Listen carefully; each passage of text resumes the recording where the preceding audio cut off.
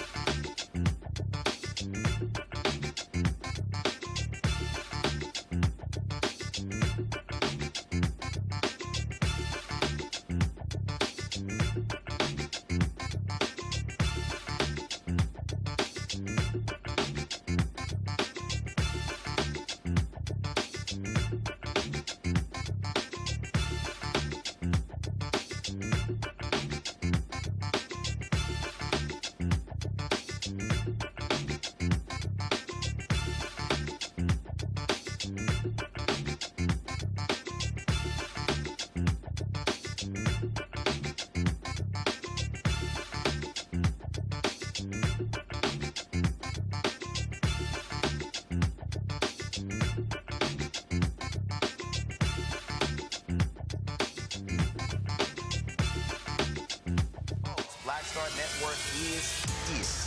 Hold no punches! I'm real revolutionary right now. Support this man, Black Media. He makes sure that our stories are told. Thank you for being the voice of Black America, Roland. Stay black. I love y'all. All momentum we have now, we have to keep this going. The video looks phenomenal. See, there's a difference between Black Star Network and Black-owned media and something like CNN. You can't be Black-owned media and be scared. It's time to be smart. Bring your eyeballs home. You dig?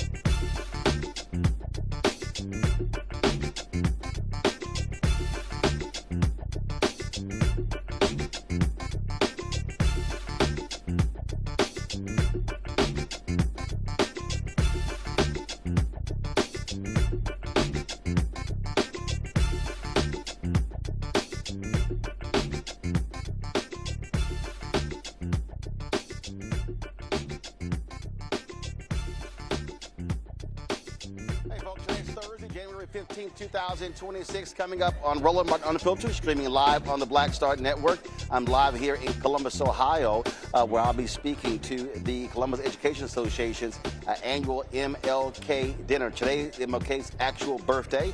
We prepare for the MLK weekend. Lots of events happening all across the country. It is certainly a different type of MLK celebration this year with all of the attacks on African Americans. And so we'll talk about that. Also, Minnesota, they are still on fire. Secretary of Department of Homeland Security, ICE Barbie Kristi Noem, defends ICE as they continue to intimidate residents in that city. Also, speaking of ICE, a recent poll by CNN shows that Americans are frankly afraid of ICE, and we'll show you how ICE is being handling a lot of these interactions with the public. Folks, the Global Center for American Progress created the Trump Global Weakness Watch, which shows 80 ways the administration has undermined American power. Also, in our Black Side Network Marketplace segment, Emir Horton's mom told him two things a man needs: a watch and a wallet. We'll talk about his luxury company. Lots to break down. It's time to bring the funk. I'm Roland Martin Unfiltered on the Black Star Network. Let's go. He's got whatever the biz, he's on it. Whatever it is, he's got the scoop, the fact, the find. And when it breaks, he's right on time and it's rolling. Best believe he's knowing. Putting it down from sports to news to politics. With entertainment just for kicks, he's rolling. It's on go, roll, y'all. It's Roland Martin, rolling with Roland now. He's funk, he's fresh, he's real, the best, you know he's Roland Martin now.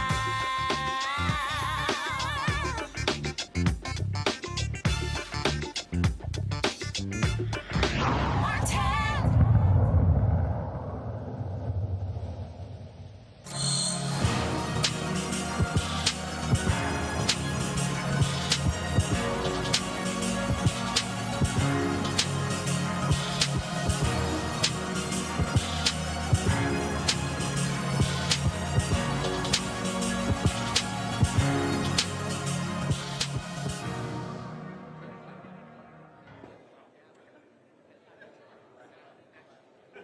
Folks, Roland Martin here in Columbus, Ohio, where they'll be having their MLK celebration with the Columbus Education Association. I'll be giving the keynote speech. We are, of course, this is the actual birth date of Reverend Dr. Martin Luther King Jr. Would have turned 97 years old today. And so you look at what's happening this week, but also really today begins the kickoff to various events happening all across the country, celebrating the life and legacy of Dr. King, but also the movement that he played a significant role in. I'll be here tonight. I'll be speaking in Dallas, the city of Dallas's MLK celebration on Saturday night. There's so much to deal with, and one of the things that people often mistake is that on his birthday this weekend, folks talk about, they reflect on who he was and what he did. But what I always am saying is that we must be, if we're talking about what do you focus on, we should be doing what Dr. King would be doing. We are writing now, look at what's happening in this country, attacks on DEI, the attack on the black agenda, on voting rights, when it comes to poverty, but also what ICE is doing, how they are using Gestapo tactics against American citizens. There's no doubt in my mind that Reverend Dr. Martin Luther King Jr. were alive today, he would be not using his birthday, the federal holiday on Monday, as a day off doing charitable works and, those things have been happening. He would be actually protesting. He would be actually nonviolent protests, raising the consciousness of people to the indignities that are taking place from the federal government. And so what we are seeing right now, again, in Minneapolis, with the protests happening there as well, is people are sick and tired of being sick and tired. They're sick and tired of what they're seeing are these heavy-duty tactics used against American citizens. And when you have the federal government, led by ICE Barbie Kristi Noem, literally defending these actions, it goes to show you how shameful this administration is. And so we have been covering these various things, and this is what she actually had to say about Americans and their proof of citizenship. Listen to this. In every situation, we're doing targeted enforcement. If we are on a target and doing an operation, there may be individuals surrounding that criminal that we may be asking who they are and why they're there and having them validate their identity. That's what we've always done, and asking people who they are so that we know who's in those surroundings. And if they are breaking our federal laws, we will detain them as well until we run that process.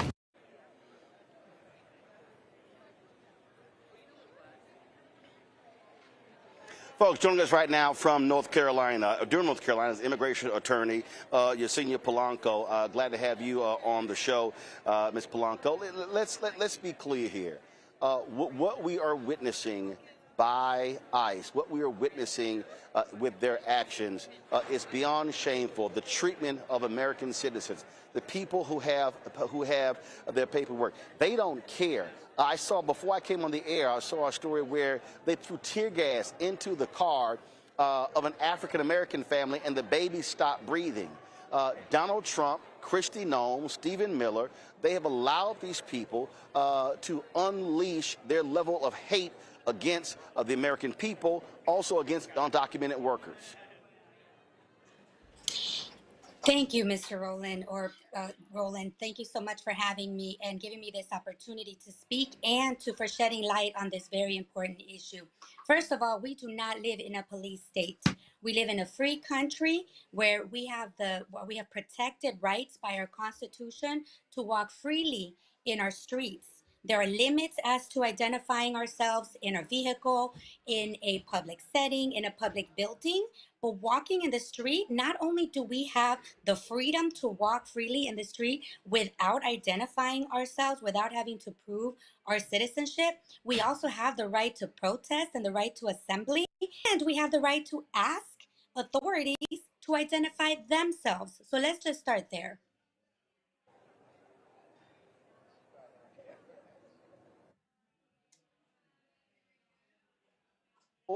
So again, for the people out there who don't know, we've always talked about know your rights. What exact? We actually see live. Can you hear me? Yes, I can. You can hear me, correct? Yes, I can. Okay, so just understand. We have a delay. Okay, so we have a delay. So we just work through that. This is where we are. They are accosting people, making demands of them when it comes to their ID, snatching people out of cars. So let people know what are their actual rights if they are approached by someone from ICE or Border Patrol. Absolutely. First of all, you have the right to remain silent. Our Constitution gives us all the protection and the right to remain silent. You also have the right to ask whether or not you're detained. We have to understand again that we do not live in a police state. We have the right to freely walk around in this country. And unless ICE has a judicial warrant, a warrant to detain or stop or arrest an individual, the individual has the freedom to walk away. So everyone enjoys these freedoms. Everyone enjoys them, whether you're a U.S. citizen or not, whether it doesn't matter the color of your skin or the country that you are from, or whether you are a U.S. citizen by birth or by nationality. What's important is for you to remember that you have the right to remain silent, to not have to identify your citizenship, and to ask whether or not you are detained. If you are detained by any authority, whether it's ICE or a local authority, then you have the right to a lawyer. You have the right for your lawyer to be present if you are going to be questioned further. Anything that you say, if you are detained without the presence of your lawyer, could be used as an impeachment, could be used against you. And for that reason,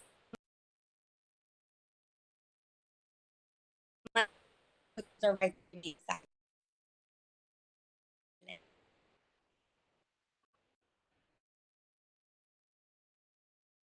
So here's the issue right here. If there's someone, so let's say ICE or Border Patrol approaches someone, and we've seen these videos. Are you from here? I hear your accent.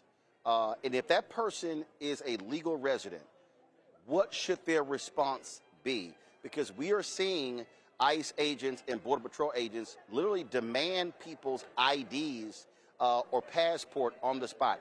Can they make those demands? And can they make those demands of people who are here legally? And do we have to hand them our ID and our passport? So glad you asked that question and put it in that immigrant. And we have to make sure that we identify whether the individual is a U.S. citizen with birthright or naturalization, or whether we're talking about someone who is an immigrant who has a green card or temporary protective status. I want all U.S. citizens to know that they do not have to prove their citizenship.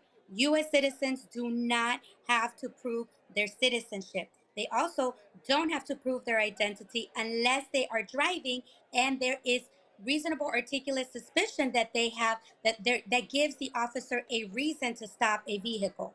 So we have to maintain that understanding and protect that right. Some non-U.S. citizens, some immigrants, do have to show proof of their identity and proof of their status, including proof of their lawful permanent residency status or temporary protective status. Those individuals know who they are. And historically, what we've seen in the last year is that they have been able to show proof of their identity. And a lot of individuals have still been detained, even if they have shown proof of their lawful permanent resident status. So we have to make sure that we distinguish a U.S. citizen versus an immigrant, and depending on their status, they know that they have to show proof of their identity and of their status, and they are showing proof of their identity and their status.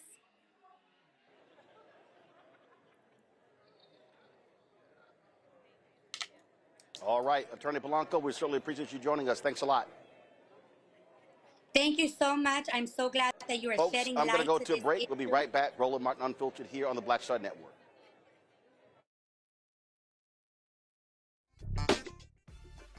If in this country right now, you have people get up in the morning and the only thing they can think about is how many people they can hurt, and they got the power, that's the time for mourning. For better or worse, what makes America special, it's that legal system that's supposed to protect minorities from the tyranny of the majority. We are at a point of a moral emergency. We must raise a voice of outrage. We must raise a voice of compassion. And we must raise a voice of unity. We are not in a crisis of party versus party. We are in a crisis of civilization, a human rights crisis, and a crisis of democracy itself. And guess what? You've been chosen to make sure that those that would destroy, those that would hate, don't have the final say, and they don't ultimately win. They said the quiet part out loud. Black votes are a threat, so they erased them. After the Supreme Court gutted the Voting Rights Act in 2013, Republican legislatures moved fast. New voter ID laws, polling place shutdowns, purges of black voters from the rolls. Trump's Justice Department didn't stop it, they joined in. In 2018, his DOJ backed Ohio's voter purge system, a scheme that disproportionately erased black voters. Their goal, erase black votes and political power. Yeah, that happened. These are the kinds of stories that we cover every day on Roland Martin Unfiltered. Subscribe on YouTube and download the Black Star Network app. Support fact-based independent journalism that centers African Americans and the issues that matter to our community.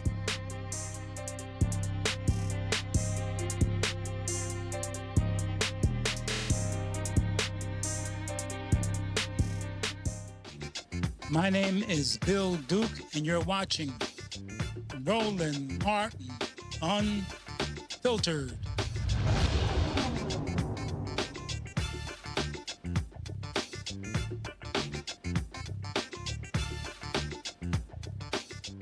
All right, folks, I want to bring my panel, my Thursday panel. Joining me right now, Dr. Greg Carr, Department of African American Studies, Howard University, joining us out of D.C. Greg, glad to have you here. Win Cooney-Ciant, CEO and co-founder, politicking out of D.C. Dr. Nola Haynes, Georgetown University School of Foreign Service, also out of Washington, D.C. Glad to have all three of you here. Well, Cooney, I want to start with you, and that is this here. I'm always bothered by how people respond around this time. And I dare say, with the attacks that we see from Donald Trump, Stephen Miller, Kristi Noem, against this country, how they're utilizing the law enforcement, how they're utilizing Border Patrol and ICE, there is no doubt in my mind that Dr. King and all of those foot soldiers and those civil rights leaders, there would be massive resistance, massive protests against what we are seeing. And this is not a moment for people to be scared and to back down from these thugs in Washington, D.C.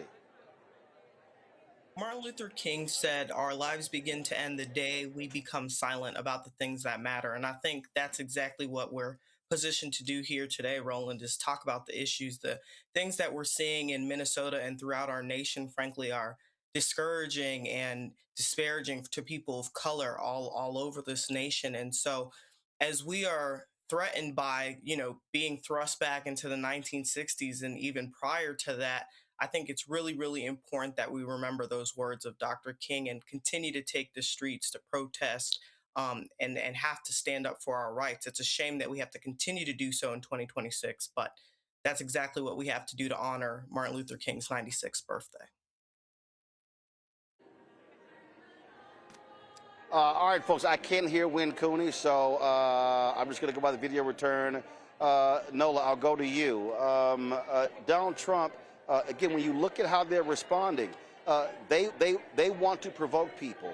They want to attack people. They want to use the power of the government. They want a fight. And they are continuing to antagonize folks, and they're not going to stop. And this is a moment where there has to be mass resistance against what we're seeing, because these people will go as far as they can. There are no limits when it comes to Donald Trump and his actions against the American people. Right. There needs to be resistance and strategy. The resistance part, people are out there making their thoughts and feelings and their voices heard. The strategy part, so what do we do when martial law is declared? What are the conversations there? Strategically, what are people thinking about? And, I want to say this one thing about fear, and this is actually something that Dr. King talked about. Fear is actually quite necessary. It can be a very strong motivator, but you have to want to be able to move beyond that fear. So I know that there are tons of people out there, they are looking at all of this footage and they're like, you know what? I don't know if I want to be out there on the streets because I don't want to die. And honestly, I cannot blame anyone for that, right? However, as we have said, since all of this has started, being outside is not the only way to get involved, but you got to do something.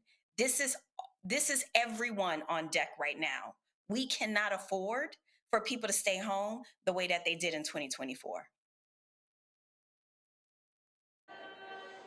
Hey, Donald, we've already heard Donald Trump say that he wants to vote the Insurrection Act, and that is what their goal is. And last year, when I was talking to various activists, that was their concern. They want to do this. They want to invoke that act. That's what we're seeing. You're absolutely right, Roland.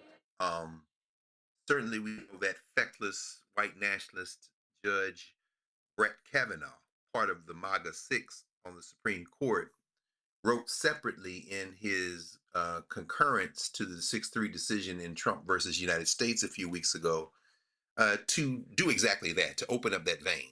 While the court said you could not use they were going to uphold the injunction against using the National Guard in Washington State and California and in Illinois, at least until the issue is resolved on the merits. Beer Kavanaugh wrote separately to underscore and support, and with a little bit more than a wink, but almost like a green light, support the idea of the Insurrection Act. And of course, now you see there was a professor at Harvard who he cited favorably, who is saying that this expansive power under Article 2 of the Constitution allows the president to do exactly that. Let's just say that he enacts the Insurrection Act, that it survives legal challenge, and they put the military troops in the street. Fine. I agree with what Dr. Haynes has said. Nola has said there are many ways to fight.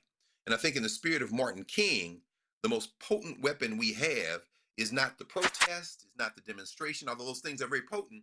It is the selective buying. It is withdrawing the economic power. I don't do service projects on Martin Luther King's birthday because I pay taxes. And rather than paint a school building or pick up trash, my question, I think, Dr. King's question would be, where is my tax money that should have paid for the garbage pickup and for the school painting? We need a list. We need our best organizations and platforms to generate and then widespread disseminate lists of those organizations that support these white supremacists. And we need to break their economic backs. I know it's going to be painful because I know y'all love Amazon and Jeff Bezos gave $200,000 to the Easter egg roll. I know you all love Google and you love Meta and all those who've given millions to help build this funky ballroom or to support this 250th birthday anniversary. But let's be very clear. When we break their economic backs, we will begin to win. We learned that lesson from Martin King in 1955 and 56 in Montgomery, Alabama. When Cooney, yesterday we had a faith leader from Minneapolis on, and on January 23rd, they're doing that. I'm here at the Columbus Education Association. The teachers union in Minneapolis has set out, made it clear to their teachers, you have to make a decision. Which side are you going to be on? And so this is the thing that people have to understand. The economic withdrawal. What did Dr. King say on April 3rd, 1968? He said, we must redistribute the pain. I need people to understand that. Okay, everybody on this day, we love to go back and we love to play the mountaintop part of the sermon, but if you go back and listen to the full 43-minute and 16-second sermon, you will hear he laid out, he name checked companies we must boycott. What people need to understand, what we are seeing out of Washington, D.C., point blank, are absolute thugs. They have no care about the Constitution. They do not care about civil rights. All they care about is making more money, and you have to hit them in the pocketbook. And so I'm going to be really watching to see what happens on January 23rd to see how this thing commences, because at the end of the day, they are not going to stop. You're absolutely right. And all the panelists are absolutely right. Economic destruction is the only way to bring white America to its knees, quite frankly. And the Black church has been stumbling as of late. But the one thing that I could say that they're doing right is by making sure that people are paying attention to this economic boycott. In fact, just last month, Jamal Bryant was honored at the root for that, for the Target boycotts and buy-ins. And although he wasn't the single-handed person that put that boycott together, he was hailed as the leader to that charge. And I think we need to continue to follow the pattern of boycotting these organizations to ensure that these monies are not only not going to support white supremacy, but we can recircle them and recycle them into our Black communities. The Black community is the community where the dollar stays in the least. And in order to truly be able to combat white supremacy, we need to be able to fund our own movements, our own education systems. And the only way to do that is to bring back the Black dollar into the Black community. Well, I think also what's happening here, and we see what happens when it begins to build. We are seeing through the polling, Nola, what happens when, frankly, white folks wake up. And what you're seeing people who are stunned, shocked with what happened to Renee Good. Black people, look, we know that history. And this is a moment of reckoning for white Americans. This is a moment of reckoning for the people who were on the fence, who didn't vote, the people, some of them who did vote for Donald Trump, for those independents as well, for the people who said, oh, I don't like the things that he says, but I support the policies. Well, guess what? This is one of the policies that they actually voted for. And now if they have second thoughts, we see his collapsing numbers among Gen Z voters, among millennial voters, among Latino voters. The only way to change is for these people to make them pay at the ballot box. So two things. Hit them economically and make them pay at the ballot box in these elections. Absolutely. And this is a playbook out of every tyrant, out of every dictator ever, right? What you want to do is you want to keep the people uninformed. You want to keep them ignorant. You want to keep them starved. You want to oppress the people as much as possible. But here's what's interesting and also kind of hopeful about being in this country is we never really had a history of regime change, right? As far as we know, we've had some raggedy version of democracy, right? And it got strengthened in the 60s, but we've had some form of Republican democracy that's existed, right? So that I bring that up to say that it's not going to be that easy for Americans just to sit down and shut up, right? While I could care less about that 30% or 28% of MAGA. MAGA is going to be MAGA. Again, it's about the folks who stayed at home. And like you said, it's about those independents who are seeing what's happening. But here's what I noticed today, and this is how they're going to counter the economy. Watch out for this. I noticed how inexpensive gas is. They are going to use that as a marker for the economy, and they're going to bang it home over and over and over, and it's going to resonate with the same sort of people who did the wrong thing in 2024. So that onus is on the Dems and on their messaging. You know what? As I look at history, Greg, and when I listen to people say, "Oh my God, this is the worst president ever," first of all, that tells me people don't have a full understanding of American history. Because if you go to Woodrow Wilson, if you go to Andrew Jackson, if you go to Andrew Johnson, and you go to some other people as well to understand this, but I do believe it's important to look at Andrew Johnson, to look at how he wanted to destroy post-Reconstruction, how he wanted to reinstitute white supremacy. But also, it's important that president who Trump always praises, the one who ignored a Supreme Court order when it came to Native Americans and the Trail of Tears. And so we need to understand there is precedent for the type of thuggish behavior, a completely ignoring of the rule of law that we are witnessing from the thug-in-chief Donald Trump. Absolutely, there is. You name-checked Wilson. You name-checked Andrew Johnson. There have been some magnificent racists. And I would include, and I think, as you've talked about before, would include as well, every president of the United States until Abraham Lincoln, because they were all human traffickers, or they were presidents at a time when we were human trafficked. So the idea that Donald Trump could be called the worst president in American history is an exquisite display of historical amnesia, learned stupidity.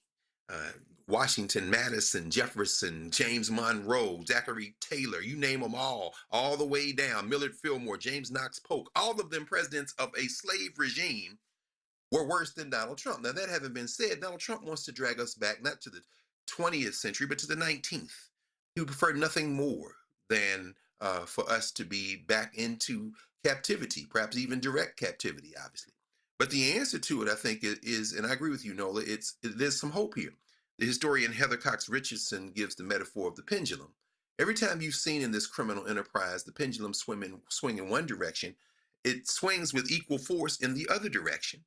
When they put this criminal enterprise together in 1776 and 1787, respectively, they laid the seeds for the United States Civil War. And hundreds of thousands of people died in the Civil War, and African people fought their way out of captivity. And then over the next century, they tried to put us back into captivity after a brief reconstruction. So what did? We swung that pendulum the other way and put a floor under every human being who would ever walk in the country in the civil rights movement of the 1950s and 60s. And then they clawed their way for 60 years trying to swing the pendulum in the other direction. And they finally caught the car in the elections of 2016 and 2024. And now the pendulum gets to swing the other way. Now, here's the difference between this time, the 1960s, the 1860s. Here's the difference. Oh, baby Stephen Miller, my little friend, the demographics have changed. The United States of America of 2026 looks a whole lot more like the rest of the world, you little white supremacist cretin. And as your little worldview collapses, this is your dying bleat. Because when the pendulum swings back the other way this time, it's going to have a few white people with it. It's going to have the African people with it, the indigenous, the Latinos, including the indigenous Latinos who were here before any of us as well, the Asians. And when we fix it this time, it ain't never going back. It's time to put our foots on the neck of white supremacy and snap its increasingly brittle spine once and for all. There's where the hope lies. Just know that these pendulums swing, and now it's going to swing back in the other direction, perhaps forever. Folks, going to go to a quick break. We come back. We're going to talk about how Donald Trump not only is attacking American citizens, how he doesn't give a damn about our European allies. We'll talk about how his thuggish behavior is being displayed on the international stage. You're watching Roland Martin Unfiltered on the Black Star Network, live here in Columbus, Ohio, for the Columbus Education Association's annual MLK Gala. I'm the keynote speaker. Don't forget, you want to support our work, join our Bring the Funk fan club. Your dollars make it possible for us to do the work that we do all across this country, broadcasting across the country, bringing you the kind of stories that you're not going to see elsewhere. If you want to support our work via Cash App, use the Stripe QR code. You see it right here. You can also use that for credit cards as well. You want to write a check or money order, make it payable to Roland Martin Unfiltered. P.O. Box 57196, Washington, D.C.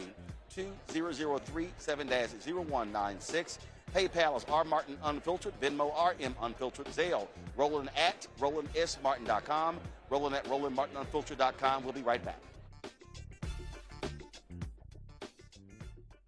This week on The Other Side of Change. Book bans, anti-intellectualism, and Trump's continued war on wisdom. This is a coordinated backlash to progress. At the end of the day, conservatives realized that they couldn't win a debate on facts. They started using our language against us, right? Remember when we were all woke and the woke movement and all that kind of stuff? Now everything is anti-woke, right? When we were talking about including diversity, equity, inclusion, and higher education, now it's anti-DEI. All this are efforts to suppress the truth because truth empowers people. You're watching The Other Side of Change only on the Black Star Network. Hey everybody, I'm T.D. Jakes, and I want to encourage you to watch Roland Martin Unfiltered. It'll blow your mind.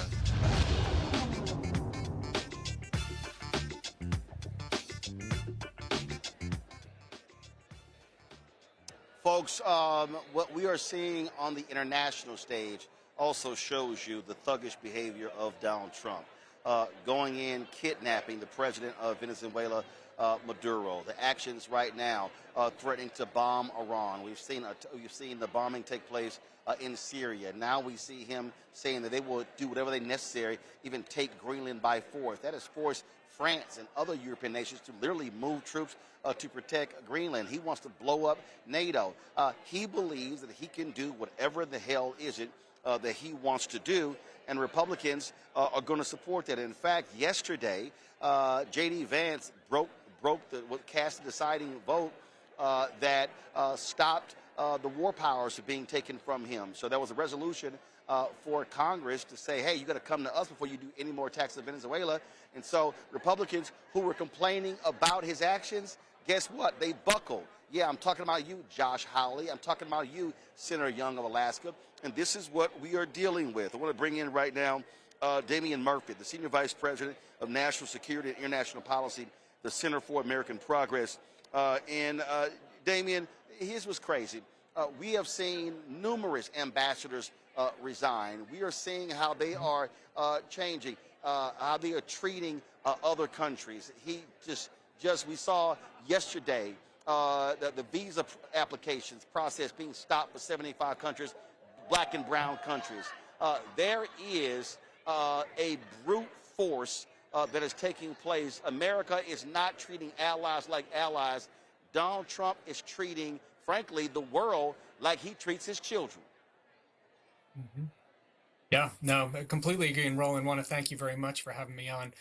You know, I mean, I think a lot of this goes back to a speech that J.D. Vance made in Munich about this time last year in February, where he criticized our European allies and said that Europe is under a civilizational threat, right? And the undertone of that, what he was really saying was that, too many folks were coming into Europe from abroad, too many immigrants, too many migrants, and it was changing the cultural makeup in a way that he didn't like, that people like Stephen Miller didn't like.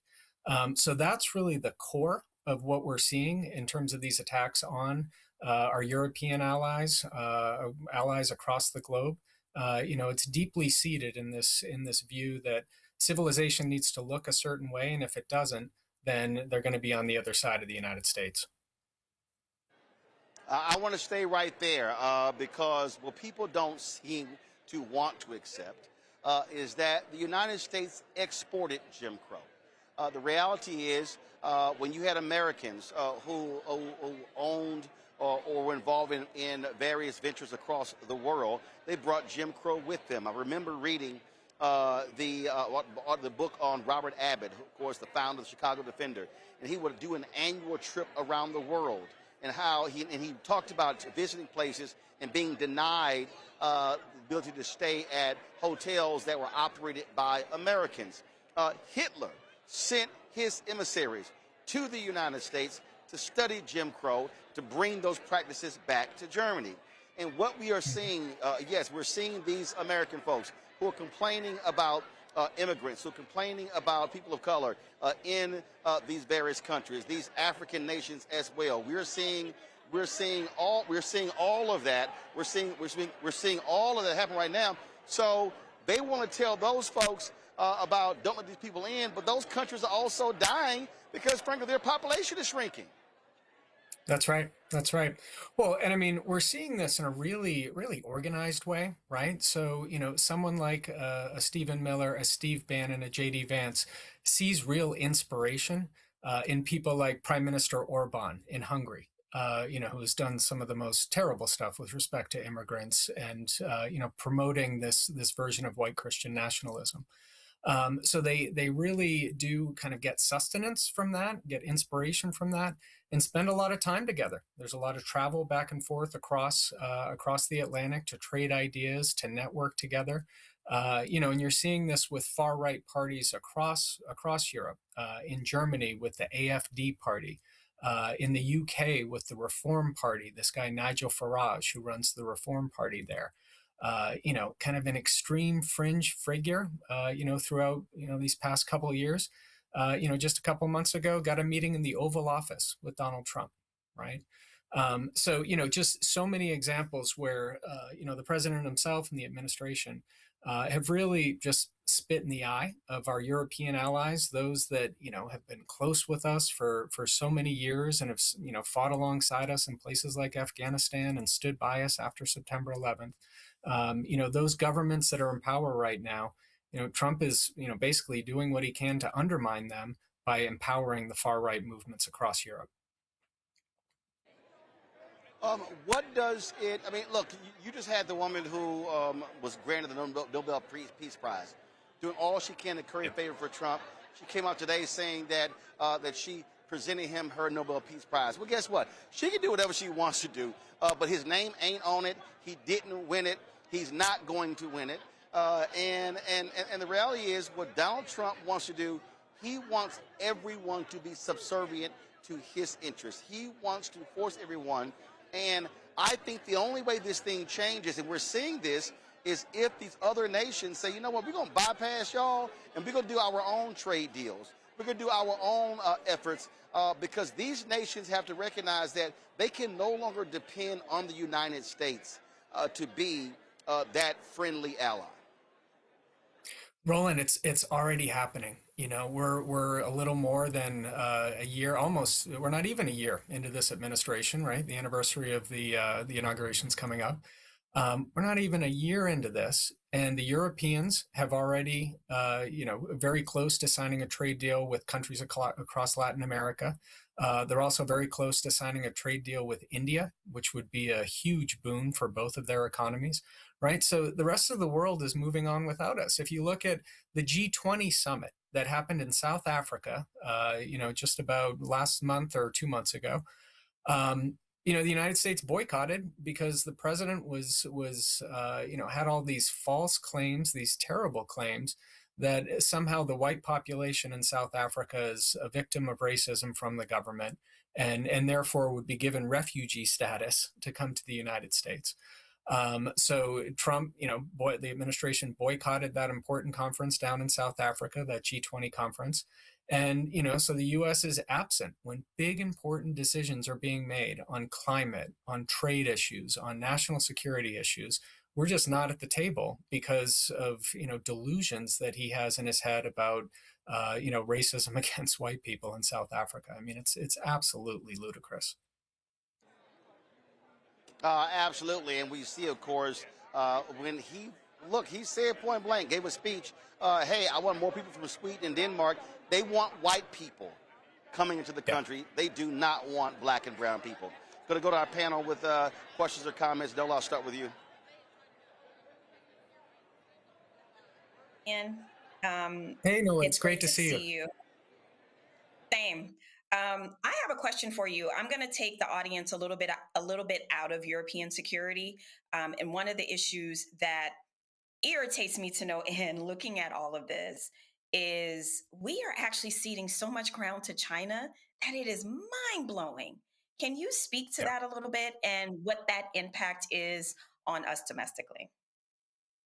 So we just rolled out this new tracker at the Center for American Progress this week that looks at I all saw the it. I ways love that the it. Trump administration, it's a great tool, right? And it shows all the Mhm. ways that this administration has undermined US power abroad and US influence abroad.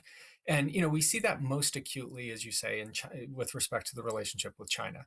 And just a couple of examples, right? Roland referenced this before. So many of our ambassadors have stepped down. A lot of them have just been fired, right? The administration, with really no cause and no reason, has fired hundreds of U.S. diplomats, right? So that means less Americans in embassies, manning these embassies all around the world, and that void gets filled by China. So, if you're an American business who's trying to break into a market in Southeast Asia or Sub-Saharan Africa, and you need the help of the U.S. Embassy, there's less people there that can help you do that. China's filling that void.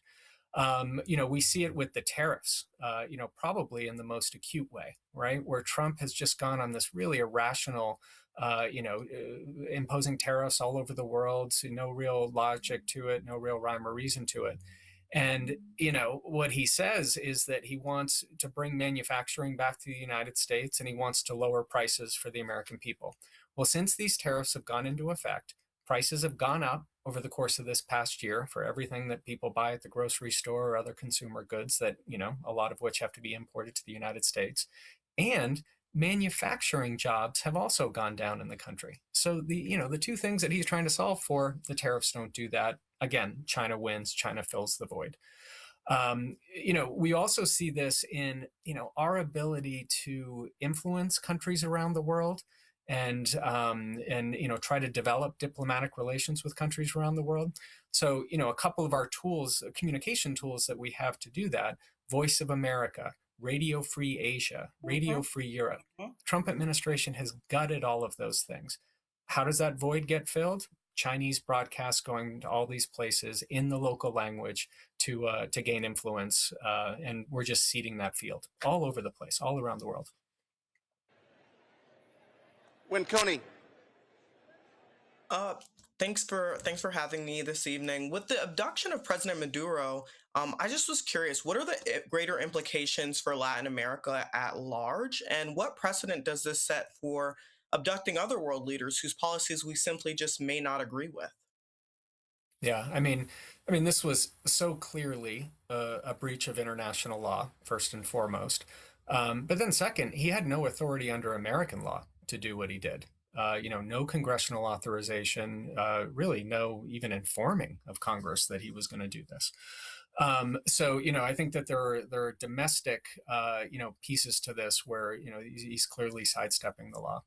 In terms of your question, how this plays out across the region, look, this is our backyard. This is, the part of the world where we should be leaning in on all of our relationships, right? Diplomatically, through the business community, through civil society, kind of getting together across the region. What Trump has done with this signal, and even more importantly, actually, these extrajudicial killings that we're seeing all across the Caribbean. Dozens and dozens of people being killed with, completely illegally, right? These are extrajudicial killings that we're seeing. No authority of law happening here, right? So the message that this sends broadly across the region is that the United States is not a trusted partner. And, that those things come home to roost. They come home to roost in terms of migrant flows across the region. They come home to roost in terms of, countries wanting to trade with us. They come home to roost in terms of kids wanting to study here in the United States. For so long, this place was a beacon for students from around the world wanting to come here, learn in our universities. NOLA sees this at Georgetown, wanting to learn in our universities, really feeling a magnetic draw to this place. all across the board, universities here in the United States are seeing declined, registration by foreign students. And that's because they don't feel as though this is a welcome environment to come to, right? So, when the president takes actions like going after Maduro in the way that he did in an illegal fashion, it sends a message that goes much beyond Venezuela. It goes much beyond, the northern part of South America. It's a message that he's sending around the world, and that's one of the U.S. is a bully, that might makes right, that's how we conduct ourselves around the world now, and that folks just aren't welcome here. Greg Carr. Thank you, Roland, and thank you, Mr. Murphy. I want to pick up right there where you and Nola are talking about, and then coming through. Whether it be J.D. Vance in Berlin or Senator Eric Schmidt here in D.C. With an exquisitely white supremacist rant about who belongs in America and who doesn't, which I thought was just pure comedy. Could you say a few words on where you see this going in terms of the potential for ultimately a collapse of this ideology of global white supremacy, which probably got on track 400 or 500 years ago? Are we at an inflection point as the world? I was reading Edward Luce in the Financial Times the other day. He had an op-ed, How to De-risk from America. And pursuant to what you said, he's saying, South Korea and Germany and Australia and Poland and Canada, maybe debates now about whether they should go nuclear. He said if Venezuela was nuclear, Nicolas Maduro would be in Caracas and not Brooklyn. The whole concept of the BRICS common currency unit, the whole idea of creating these places to go around the SWIFT process so they can actually deal with this. You talked about the bilateral agreements and Mercosur agreement with the EU. Are we looking at a moment when the inevitable balance of power in the world, whether you look at demographics, whether you look at powers being able to evade the United States, are we looking at that inevitable moment when the ideology of global white supremacy might have reached its breaking point? And maybe we're looking at the beginning of a renegotiated world system. What do you think about that? I mean, we're certainly starting to see indications, like I mentioned before, the Mercosur agreement, other agreements where countries are, starting to hedge their bets. And I think that part of this goes back to, Trump's first term, right? Where, so many of us that, deal in the foreign policy community, deal with, foreign interlocutors, friends from abroad. A lot of the conversation during Trump's first term was this was all just a car crash, right? This was all just a terrible accident. And don't worry, we're going to right ourselves as a country. And, countries around the world said, okay, well, it seemed like, this guy had a lot of popular support and, he did pretty well in the elections, but we'll buy what you're selling. And that was kind of the message when the Biden administration came in. Now, when we've had conversations with those people, it's a, fool me once, shame on me, fool me once, shame on you, fool me twice, shame on me. They're not buying it anymore. And, even if, or when we come back into power, Democrats come back into power, it's going to be a much, much harder conversation with countries around the world, right? I mean, Trump has really changed the face of who we are. And change the character of who we are, I think, in so many pockets around the world. Before working at the Center for American Progress, I worked for a long time in the U.S. Senate. And with senators, we travel abroad and meet with folks around the world. And a consistent message from, senators on our side was, what kind of world do you want to live in? Do you want to live in a world that's, that where the rules are set by a Russia or a China, kind of an authoritarian country? Or do you want to live in a world where, the United States is playing a leadership role and, recognizing all the flaws that we have as a country and all the mistakes that we make? Countries more often than not would say, we want to be aligned with the United States. What we've seen with Trump over this past year is that the United States, in terms of how it's conducted foreign policy and domestic policy, see Minnesota and see all the repression that we're seeing across the country, that he's making us more like Russia and more like China. And the world sees that, the numbers for the United States, support for the United States, the polling shows. And that is not a good thing. Are way, way down. No, it's not. It's not good for us. It's not a good thing at all. Damien, we appreciate it. Thank you so very much. Folks, Thanks, we're about to start the program here. Brittany Noble is going to be hosting the second half of the show, but we're going to be live from here when I speak here in Columbus, Ohio. So look forward to that. So going to go to a break. We'll be right back. Roland Martin Unfiltered right here on the Black Star Network on today, I'd love to. Thank the you 97th birthday, Reverend Dr. Martin Luther King Jr.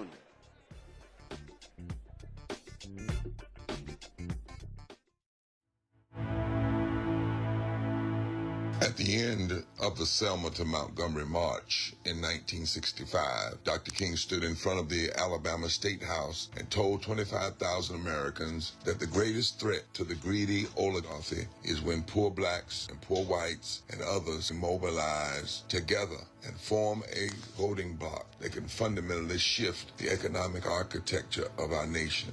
In America today, we have fewer voting right protections than we did when the Voting Rights Act was passed in 1965. And state legislatures have abused their power to try to pick their voters rather than let the voters pick their legislators. Meanwhile, every day people are suffering while the greedy get richer and richer. Dr. King was right, and many others were right. The billionaires who think they can buy our politicians are afraid of people coming together across dividing lines and building power together. In 2013 and 2014, we together in this state built out the Moral Monday movement. And in 2014, more than 80,000 people showed up in Raleigh for a mass people's assembly. We mobilized our power. We mobilized our vision. We did not continue to just resist what others were doing. We claimed the world that we wanted, the society that we wanted. And what we did energized. It was not partisan, it was principled. Here we are again now in 2026, and it's time to love forward together and mobilize. This is our Selma moment, and we need everybody, regardless of your race, your creed, your color, your religion, your sexuality, whoever you are. If you love voting rights for all, if you love abolishing poverty and bringing into reality living wage, if you love health care for all, if you love and grace and mercy and do not want to buy into the religious nationalism of hate and meanness and a lack of empathy, if you want to love forward together, welcoming immigrants rather than suffering ICE raids, if you love the environment and want to see it cared for rather than the polluters taking over, if you love fully supported public education, if you want to love, not hate, and to have peace and not war, to stand against unchecked militarization and the militarization of our cities, then it is time to come together and mobilize our power and our passion for justice. Then we now are in a moment where we must move from resistance to loving forward and mobilizing our power. So, from February 11th through the 14th, North Carolinians are going to be walking and marching and caravanning from Wilson to Raleigh. And on Saturday, February 14th, Valentine's Day, we will hold a massive People's Assembly for a moral agenda in Raleigh, North Carolina, saying it is time to love forward together. We are marching from a district that MAGA extremists, because of a call from President Trump, decided to gerrymander the 1st Congressional District, take it away from the people. And we are inviting all defenders of democracy and champions of the common good to meet us in Raleigh on February 14th to reclaim a moral agenda, an agenda for going forward, to pursue the society and the democracy that we want, not only for ourselves, but for our children's children. For somebody's been hurting our people, and it's gone on far too long, and we won't be quiet anymore. We will love forward together.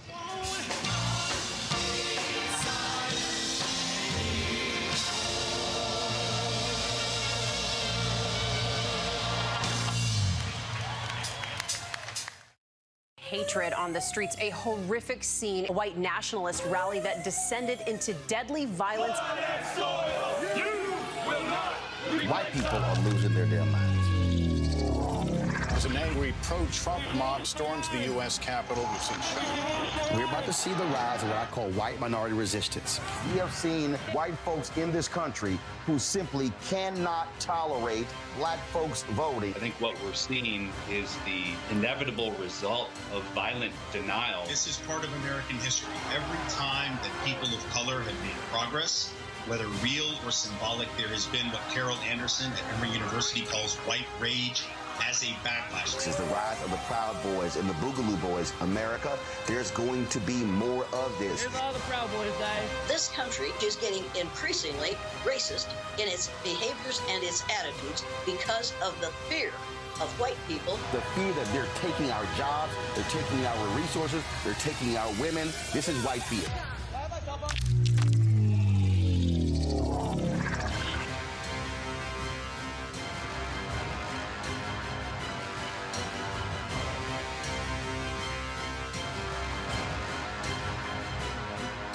This week on the other side of change. Book bans, anti-intellectualism, and Trump's continued war on wisdom. This is a coordinated backlash to progress. At the end of the day, conservatives realized that they couldn't win a debate on facts. They started using our language against us, right? Remember when we were all woke and the woke movement and all that kind of stuff?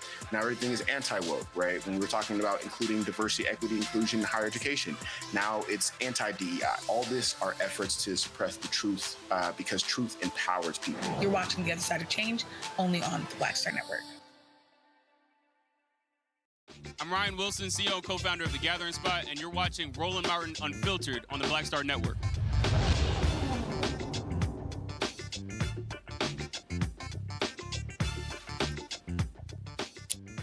Welcome back, and thank you for staying with us. I'm Brittany Noble, filling in for Roland Martin.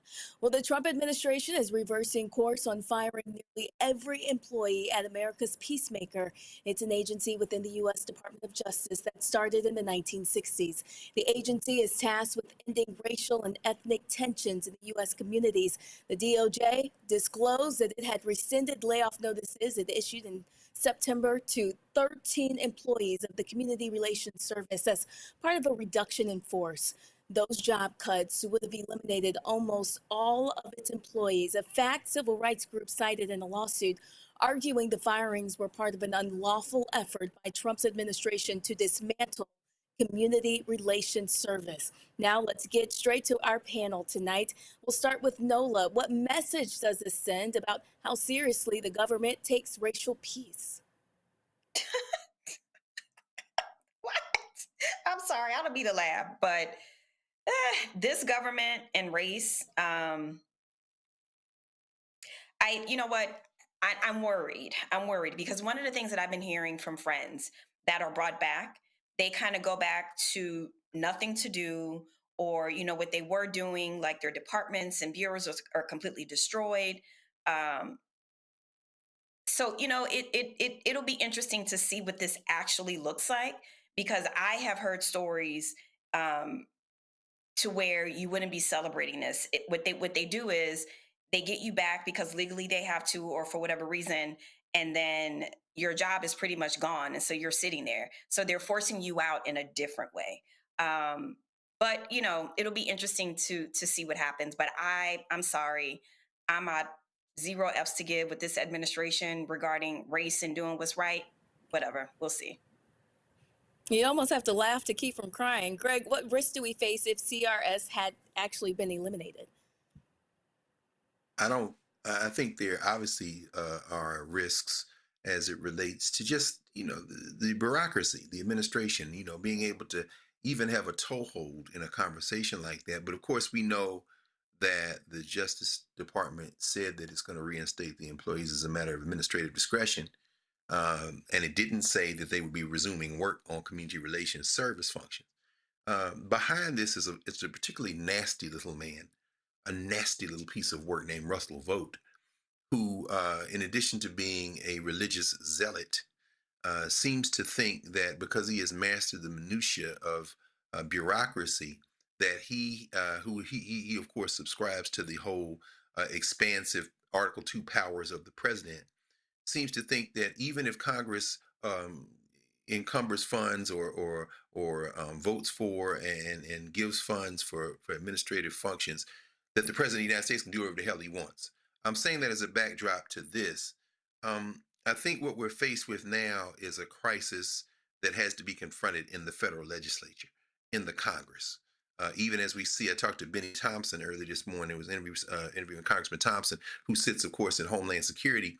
And he said he was going into a meeting this morning where they're going to talk about ICE and DHS and in the appropriation bills that are being passed now, whether or not you can chop out money that's being channeled to them. Well, we know Hakeem Jeffries and Chuck Schumer and them haven't had the courage to say you need to defund them. But we also know that even if they were to defund them, that this reckless presidency would simply draw the money from somewhere else and do whatever the hell it wants. I think probably what's going to happen in this specific circumstance is they'll reinstate those folks, and they won't have them working on community relations service functions. And then they're going to go back to court. So we'll have to see what happens. Winkuni, what should we watch for next? I think we really need to pay attention to what Dr. Carr said. I think what's next is seeing if CRS is actually going to be reinstated, but further, what the actual occupation of those in CRS is actually going to be. We know that a bipartisan appropriation package recently moved through Congress to appropriate $20 million to the Community Relations Service. What we don't know is how that money is going to be used. So I think as Americans, we need to be diligent. We need to follow this case diligently and not only be content with them reinstating those jobs, but ensuring that they're back to work doing the type of work that they were doing in 2020 when George Floyd was killed, and making sure that they're able to continue to defend racial rights here in the United States. Well, we will have much more after the break. Stay with us. You're watching Roland Martin Unfiltered here on the Black Star Network. We'll be right back. Next on the Black Table with me, Greg Carr. America is being reshaped in real time by a group of 6 people, unelected and without any checks and balances. By the end of the current Supreme Court session, education, the workplace, who gets to elect our leaders, and so much more could radically change. This week, we reconvene our legal roundtable and look at what the new America may look like and how we should respond. That's next on the Black Table, right here on the Black Star Network. This week on A Balanced Life with Dr. Jackie, we're talking about the ups and the downs of the holidays, the ebb and flow of life, those things that keep us running and gunning.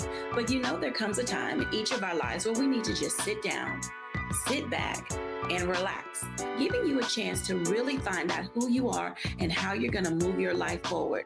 How do I learn? How do I grow from this? And that's where, resilience comes. So I'm literally walking this out in real time. It's just giving myself all the grace, all the space, all the permission that I need. We're talking about all of these things this week on A Balanced Life with Dr. Jackie here on Black Star Network. How you doing? I'm Mark Curry, and you're watching the Black Star Network. That's why I got these glasses on, because that black star is bright.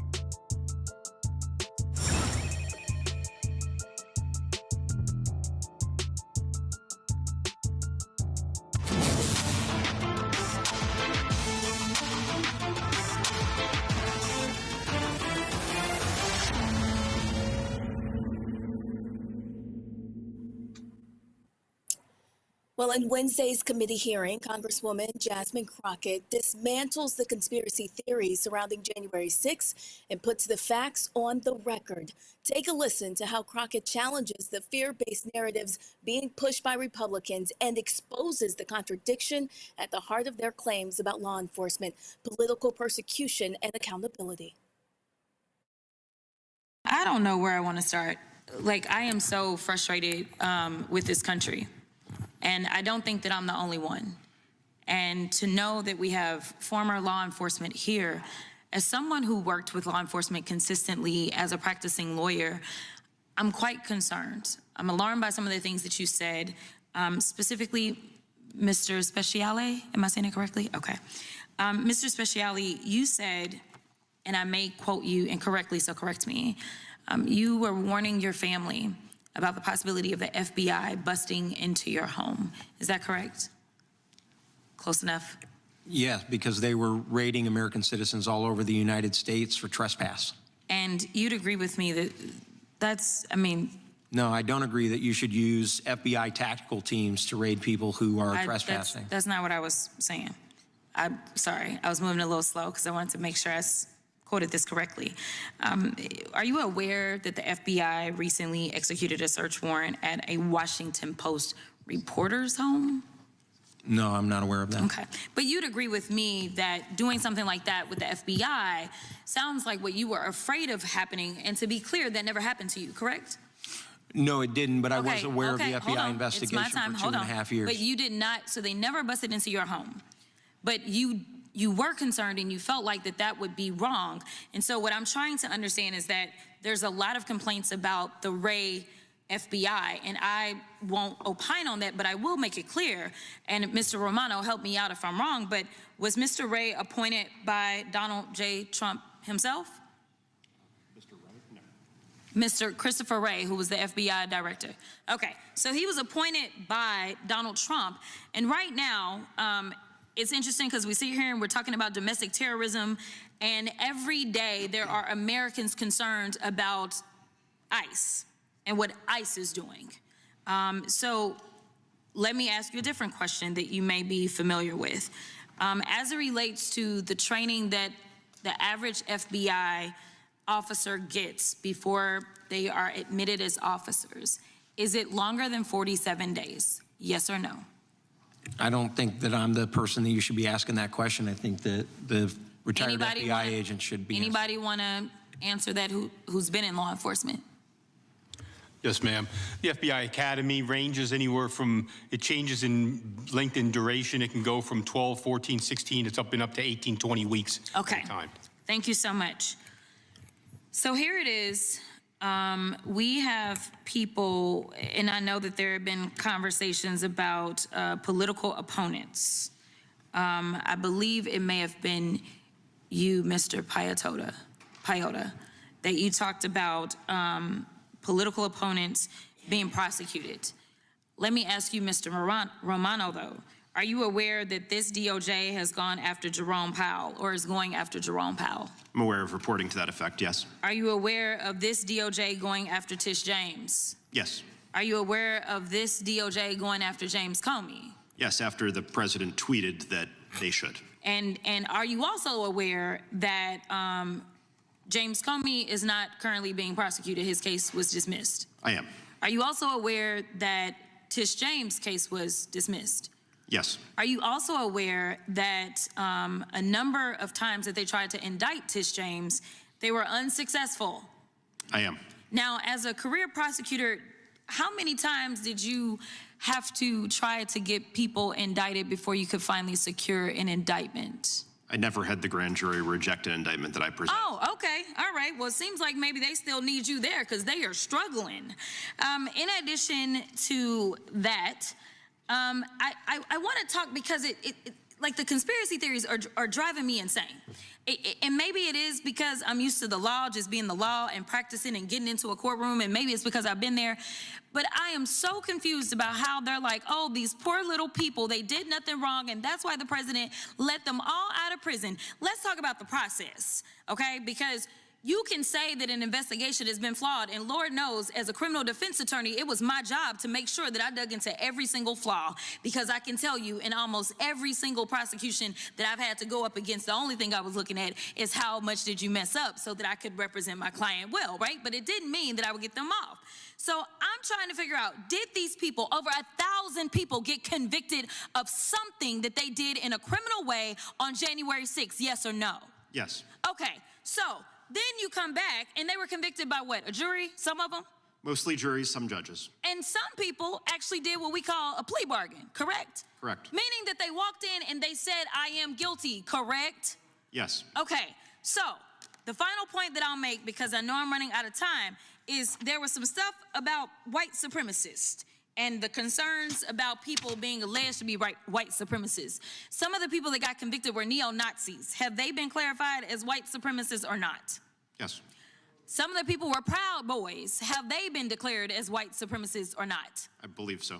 Okay, and then the Confederate flag, has that sometimes been associated with white supremacist groups? I would certainly say it was during the Civil War and since. Okay, and then there's this sign, I'm not gonna do it, but it looks like the OK sign with the hand gesture. Has that been associated with white supremacy? Yes. Okay, and as one of the prosecutors that prosecuted some of these cases, did you not have defendants that you felt like may have been white supremacists based on the investigations? Yes, in some cases we had evidence explicitly of it. Thank you so much. I'll yield.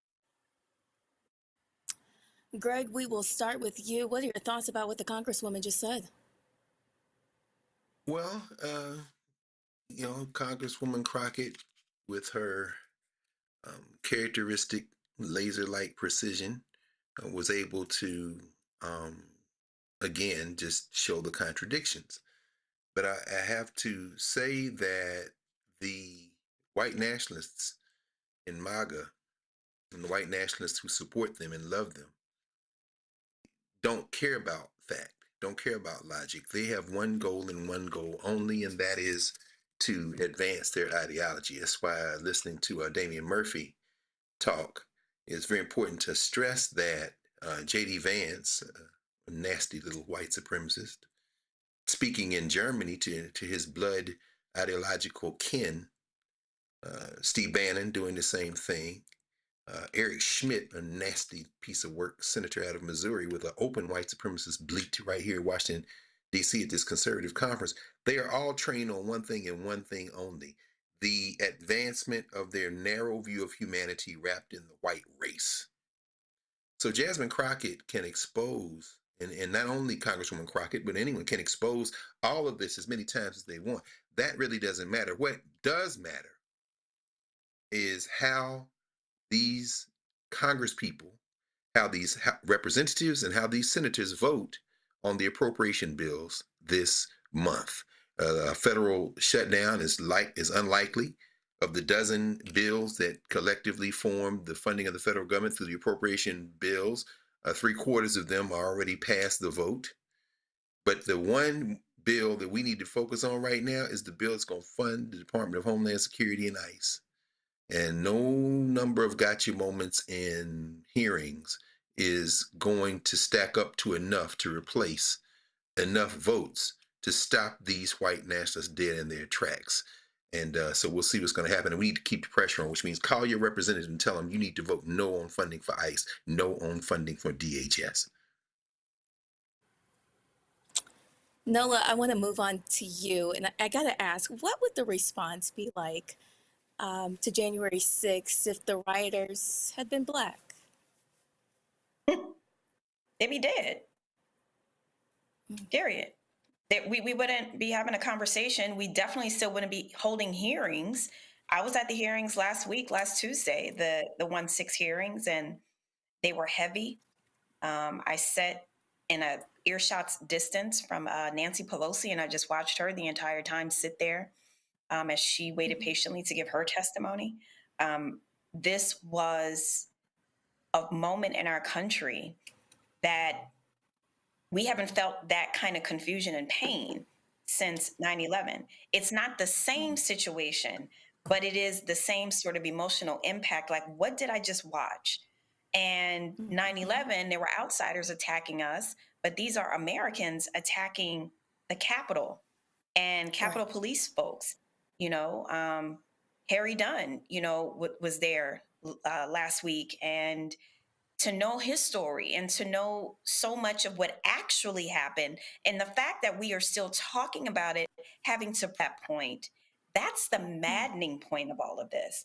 And what I love about Crockett's precision, and what I would love to see going forward, because where I'm at with all of this is we have to offer the people something beyond all the foolishness and the mishigas that the Trump administration is doing. We are so busy with rapid response. I want to see that brilliance and that creativity and that precision, thinking about strategies, about how to move beyond this moment. That's where I'm at with all of this. I'm tired of being distracted by, oh, what did Trump do this 2 seconds? I'm tired of that.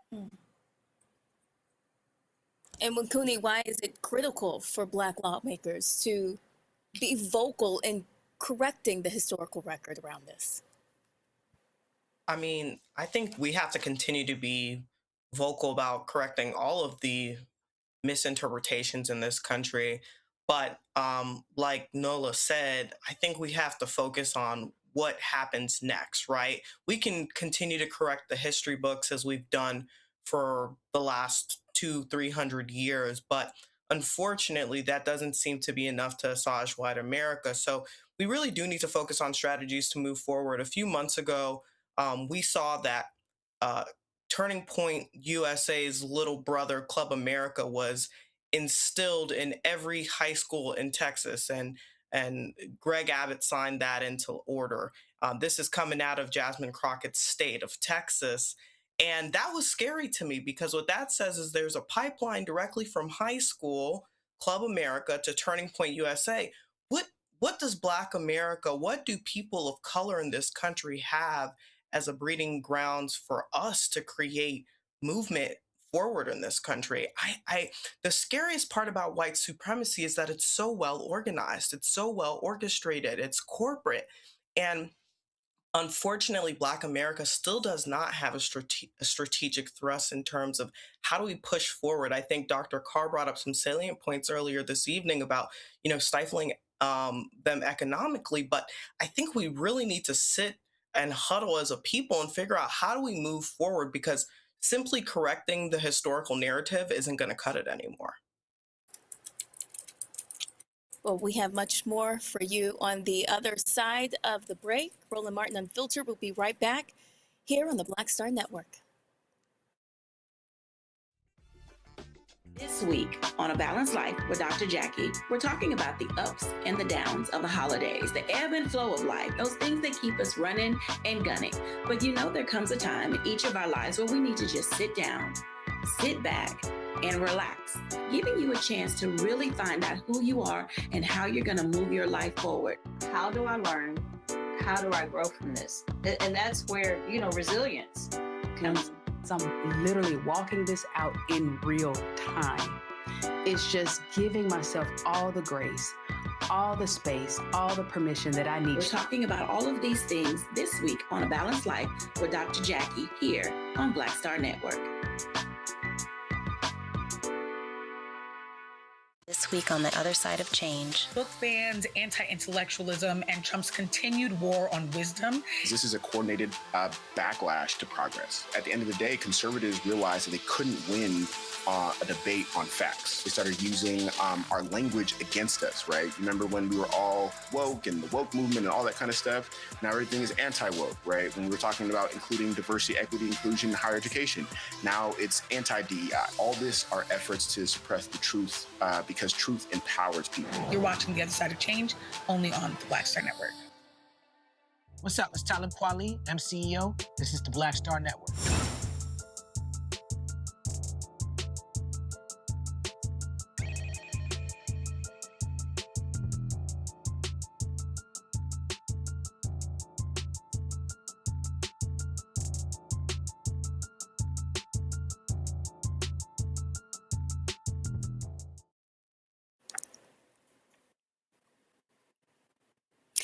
Well, several career prosecutors inside the Justice Department Civil Rights Division are walking out, and it's over the lack of accountability following the deadly ICE shooting. 6 senior prosecutors in the Civil Rights Division announced their exit on Monday after being told there would be no civil rights investigation until the fatal shooting of Renee Good by federal immigration agent Jonathan Ross. Prosecutors offered to drop all of their work to help investigate the Minneapolis shooting, but the Department of Justice said no. The story is now flipped. The officer who killed Good is being treated like a victim instead of the criminal that he is, and it's forcing the civil rights lawyers to throw in the towel. Also, a federal judge in Minnesota halts Trump's attack on the state. On Wednesday, U.S. District Judge Laura Provenzino blocked the Trump administration from withholding $80 million in funds from Minnesota's food stamp program. Now, the court order prevents the United States Department of Agriculture from placing the funds on hold pending the lawsuit.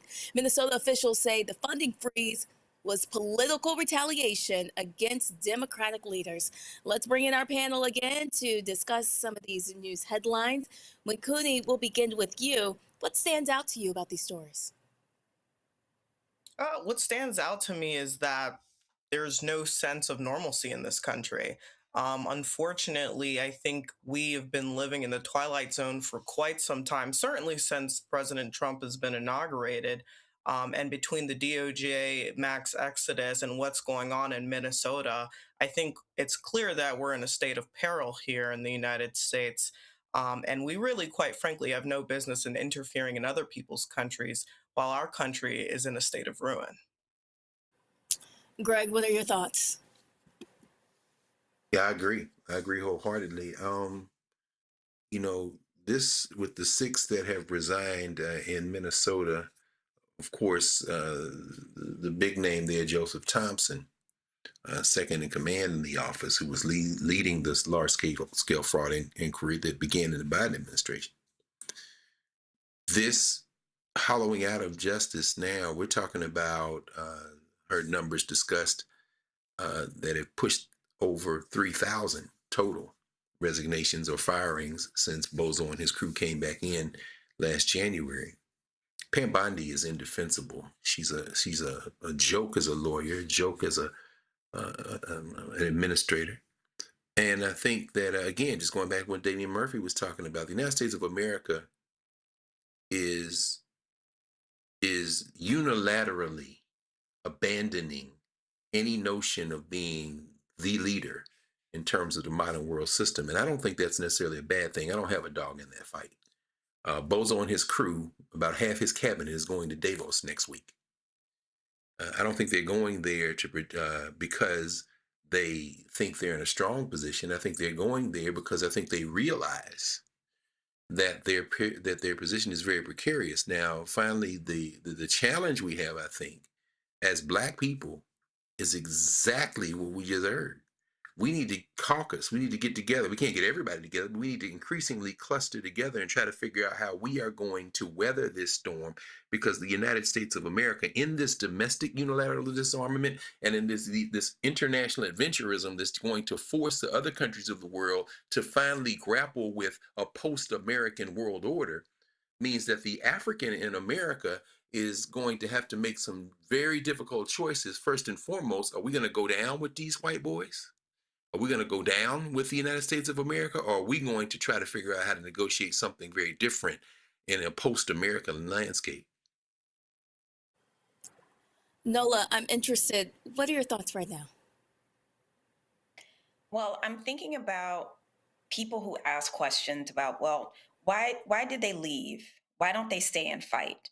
And this kind of goes to my earlier point about when the administration first started getting rid of people ad hoc and then bringing people back because, people actually are needed to do the work, in as much as they get hard-ons about AI. We're not quite there yet, right? So, people had to go back to work, but what work? And so they're making working in these spaces so uncomfortable. And you have to ask yourself, do I still believe in this mission? Is this who I want to represent, in terms of what I stood by and what I watched happen, right? So to the folks that are questioning why people protest in different ways by leaving these roles, you have to understand the conditions that folks are working in. And when you see injustice, and this is true injustice, you really do need to have a come to Jesus talk with yourself. Now, what I will say, is it effective when people leave these roles, right? I would suggest that this administration is going to try and do whatever it wants to do anyway. It doesn't really matter, who is a roadblock, who is a moral actor, who cares about ethics, who cares about the law. They're going to do it anyway. So those are just kind of like my initial thoughts, because I did see some people on social media asking, well, why did they leave? That doesn't make sense. Why would you do that? Why is that a form of protest? And I just wanted to add some context. Well, thank you for that. We also have some sad news to report today. Kristen Pierce-Sherrod, the CEO of Harold's Chicken, has died at the age of 55. She is also the daughter of the founder of Harold Pierce. Her family announced her passing on social media. They did not say when she passed away or the cause of death. Harold's Chicken, a famous food chain and staple in Chicago, was founded back in 1950 by Harold Pierce and his wife Hilda. The popular chicken restaurant has been in operation for more than 70 years and expanded to 8 different states. Also, the hip-hop community is mourning the loss of Grammy-nominated R&B singer John Forte. He was 50 years old. The rapper and producer was found dead on Monday afternoon at his home in Massachusetts. Police found no signs of foul play, and the cause of death has not been revealed. Through collaborations with rapper Wyclef Jean, Forte lent his talents to tracks like We Trying to Stay Alive and Street Jeopardy. By 1998, he kicked off a solo career with a debut album titled Poli Sci. And in 2001, he dropped a follow-up called I, John. He leaves behind a wife and 2 kids. We have much more with Roland Martin Unfiltered. Please stay with us here on the Black Star Network. If in this country right now, you have people get up in the morning and the only thing they can think about is how many people they can hurt, and they got the power, that's the time for mourning. For better or worse, what makes America special, it's that legal system that's supposed to protect minorities from the tyranny of the majority. We are at a point of a moral emergency. We must raise a voice of outrage. We must raise a voice of compassion. And we must raise a voice of unity. We are not in a crisis of party versus party. We are in a crisis of civilization, a human rights crisis, and a crisis of democracy itself. And guess what? You've been chosen to make sure that those that would destroy, those that would hate, don't have the final say, and they don't ultimately win. They said the quiet part out loud. Black votes are a threat, so they erased them. After the Supreme Court gutted the Voting Rights Act in 2013, Republican legislatures moved fast. New voter ID laws, polling place shutdowns, purges of black voters from the rolls. Trump's Justice Department didn't stop it, they joined in. In 2018, his DOJ backed Ohio's voter purge system, a scheme that disproportionately erased black voters. Their goal, erase black votes and political power. Yeah, that happened.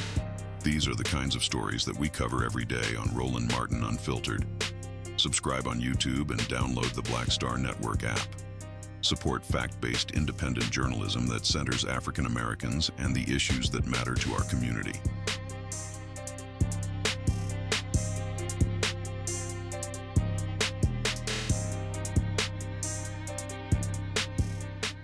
On a next, A Balanced Life with me, Dr. Jackie, a relationship that we have to have. We're often afraid of it and don't like to talk about it. That's right, we're talking about our relationship with money.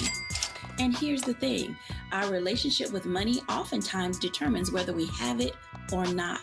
Balancing your relationship with your pocketbook, that's next on A Balanced Life with me, Dr. Jackie, here at Black Star Network. I'm Mark Morial, President and CEO of the National Urban League, and I'm watching the Black Star Network.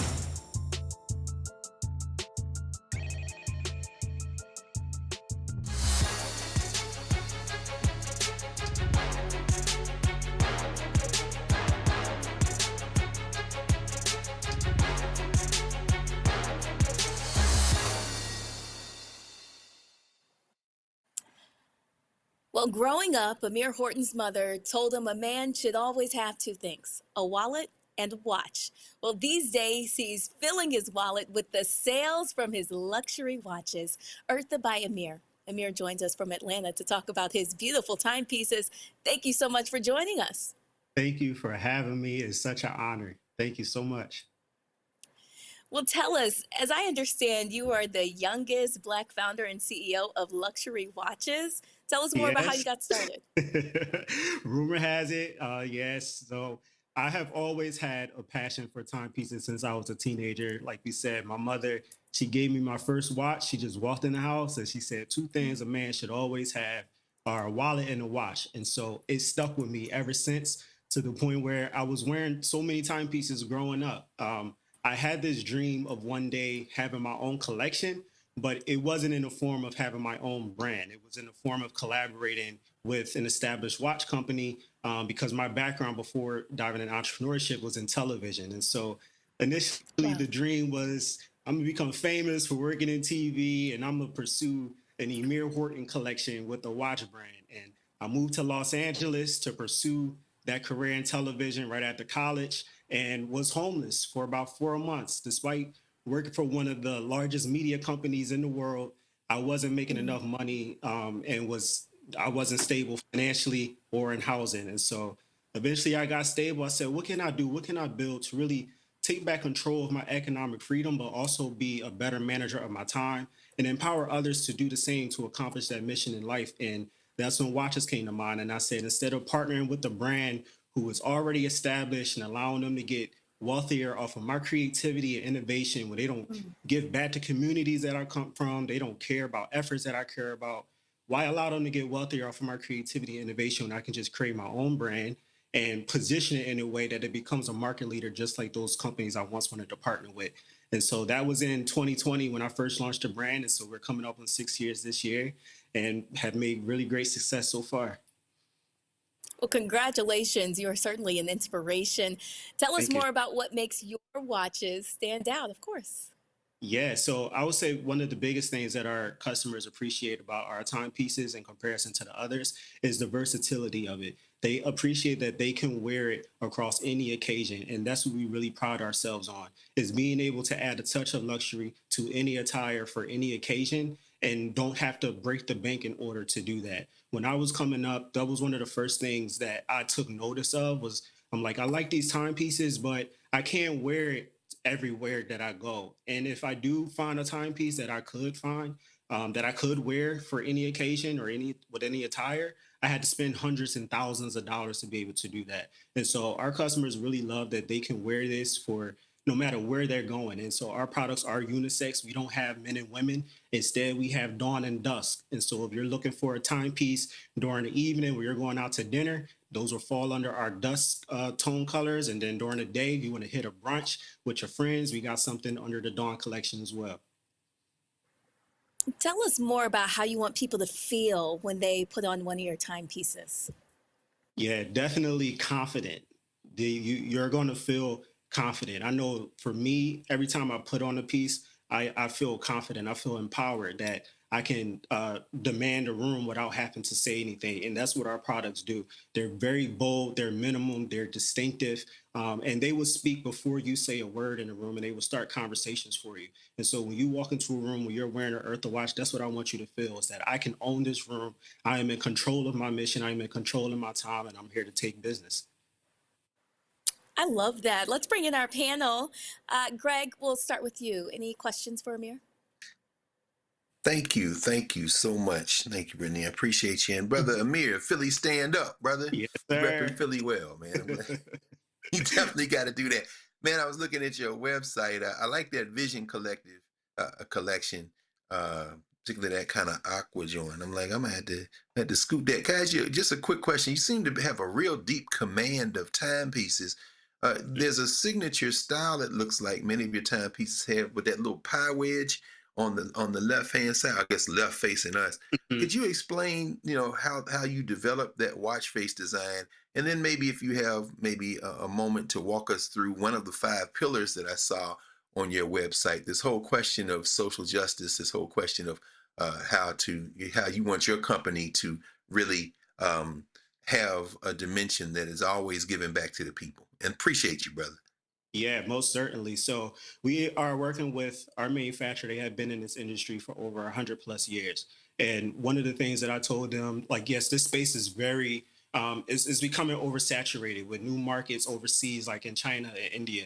It's becoming more easy to create a watch. And so one of my things that I do, like internally, I have a very strategic creative map that I go through when I am designing a new product. With our Vision collection, I actually was in a very dark space, just in entrepreneurship, because we were sold out of inventory, and it was more money going out, and that wasn't coming in because we were sold out. And so trying to continue to bootstrap a business with limited funding, limited marketing, all those things, it was very, very tough. But the only thing that kept me going was my vision.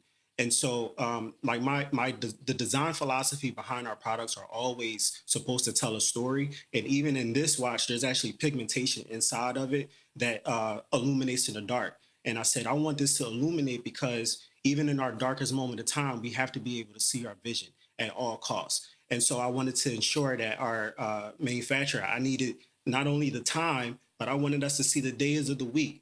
I wanted us to see the calendar day on there. I know we live in a digital era where we can get that information on our phone, but I'm like, no, I want to be innovative. I want to get that on the watch. Beautiful, beautiful. Thank you, brother. Yep. Yes. Winkuni, do you have any questions? Sure, Amir, this was really incredible. I love how the timepieces look. I love that it's named after your grandmother. I think that's really, really impactful. A question, as you know, a lot of the times we don't connect as often as we should with our international brothers and sisters. Do you guys ship internationally, and what has been your imprint maybe on the continent and beyond that? Yeah, I am exploring it. One of my goals for the brand is to get ethically sourced gold, and ideally, I would love to get that from the continent. So I have been working with our manufacturer for about a year, some change, to see how can we make that happen. Of course, we have people always asking, can they be brand ambassadors in Ghana? So I have never been over there. That is my goal, to go over there and actually be able to meet with people. But we do sell internationally. We have customers in Canada. I've been on the cover of magazines in Canada, also in the UK. So we have some customers over there as well. And so my vision for this brand, the name Earth is literally in the name of the company. I'm thinking global. That's where I want to go. Love it. Thank you. Thank you. And Nola. Oh my goodness. So I have compliments and then I have a question. So first and foremost, that time spent in Hollywood, it is definitely working for you in the way that you are able to bring your own story into the way you talk about your watches. And I think that's so powerful, and you do it effortlessly. So your time in Hollywood, you definitely picked up a few things because your storytelling's on point, brother. Like for real, for real. So that's one thing. And then secondly, I just want to say kudos to you because I'm one of these women. I like a very elegant man. You don't have to have all the bells and whistles. I don't like that. My grandfather and my father, they wore elegant watches, and the watch was like the centerpiece for them. So that kind of brings back that nostalgia for me. Women who tend to like more of an elegant styled man. So those compliments I just wanted to get out of the way. Part of your storytelling, you're talking about ethics, you're talking about social justice, you're talking about community. Now, we are seeing in real time when, we're seeing with Uncle Nearest, we're seeing with the Black makeup artist, Pat McGrath. We are seeing when good brands start to scale. And, you get some of that infected money in your brand and it kind of messes up your vision. How are you circumnavigating that? How are you dealing with that? How can you remain ethical while also, I'm assuming, have goals of scaling? That's a really great question, and something I have been thinking about quite a lot, because my thing is I'm trying to position the brand in a way that it can rely on me not being absent. And so in order to do that, in order to build a $1 billion brand, multi-million-dollar brand, oftentimes that comes with taking up capital and investment. And I know that, trying to release full control, but in a way that does not affect the integrity of what I am building, I'm still trying to figure that out. I know Dr. Grant asked earlier today about the social piece, the social aspect of my company. Something that I take pride in and really, really passionate about is being there for young Black men, especially young Black men in Philadelphia. And so last year, we became, from what I was told at least, the first Black watch company in Atlanta to partner with Men's Warehouse to take under-resourced teenage Black boys on their senior prom, where we provided them with the suits, we provided them with the haircuts, everything that they need, as well as a luxury timepiece, many of which was the first luxury item that they have ever owned, ever in life. Never even thought they could have a luxury watch. And so when I think about those things and how I want to show up for my community, and having to take investment, which oftentimes comes with losing control, we're still trying to navigate what that looks like for the brand in long term, honestly. Amir, before we let you go, can you tell us a little bit more about the connection with your grandmother and where the name of the company came from? Yeah, so Eartha, my grandma, her and my pop, they actually watching right now. They are huge fans of Roland Martin. They be on their TV. Turn to Roland Martin Unfiltered every day. So they watching right now. But my grandmother, she's my go-to person. You know, she's the matriarch in our family. She's the person who everyone goes to. She's a God-fearing, praying grandmom too. And she's literally my best friend. And so when I was thinking about what I wanted to name this company, I was like, I wanted to represent strength. I wanted to represent legacy. And Eartha was the first name that came to my mind. Wow. Well, I know that they are watching you right now, and I know that they are so proud. So we thank them for their support, and we thank you for sharing a little bit about your story, and we'll have to support you. Thank you, guys. Shop Black Star Network, Shop Eartha. I appreciate you guys so much. Absolutely. Thank you so much for joining us. And thank you, everyone at home, for watching Roland Martin Unfiltered tonight. Roland Martin will be back again tomorrow at the same time. Appreciate you. Have a wonderful night. We'll see you soon.